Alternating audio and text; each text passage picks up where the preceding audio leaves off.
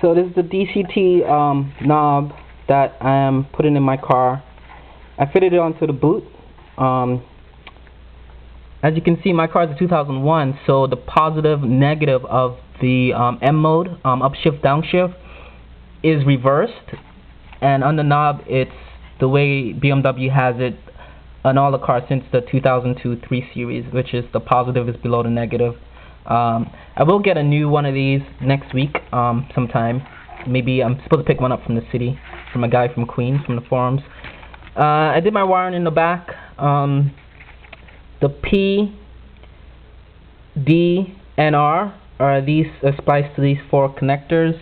I did it like the E90 folks do with the M knob, the SMG M DCT knob, where they create just a connecting harness that connects to the car and connects to the other connector that connects to the shift plate and connects to the connector that goes into the car. And I spliced all the wires from the knob itself onto my it's like a wire bridge is the best way to describe it.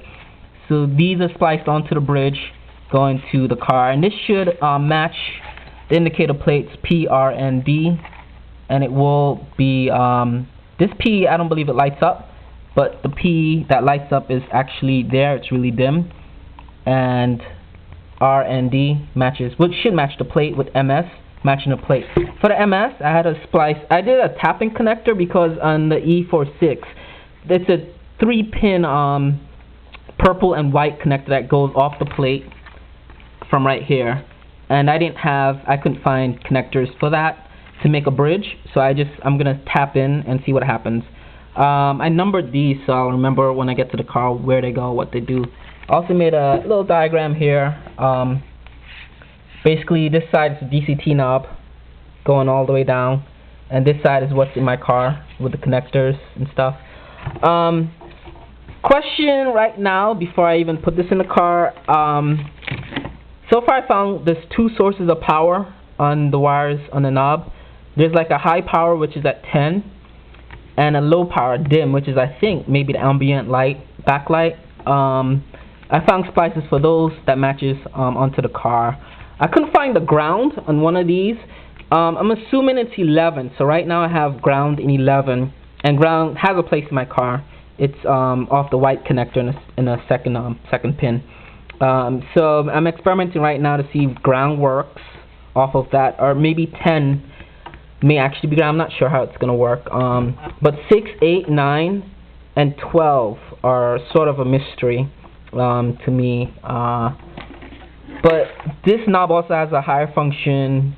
When you push P is a button, it automatically puts the car into park without shifting the knob. And there's a side release button. I'm not sure what that does, but I don't even think that's anything.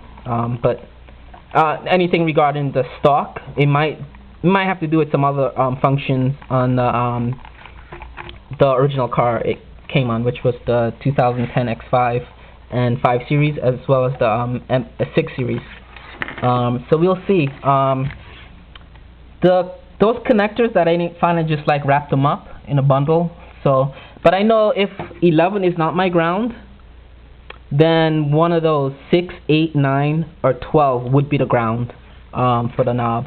But we'll see. I'm taking it out to the car. Let's go outside and see how this goes. And the knob, it looks nice. It fits right in the boot. It took a little bit of effort before I continue. Let me just talk about that. I had to squeeze it in there. I put petroleum jelly because the leather in this boot was tight, and the circumference of the leather is a little smaller than the circumference of the knob. I also used a file to file outside the plastic neck of the knob. I filed it down a lot so it could fit in the boot. Also inside the knob, I sort of had to do some filing so it fits over the stock. It does fit over the stock perfectly. It doesn't stick out or anything like that, but I'll show you when we go to the car.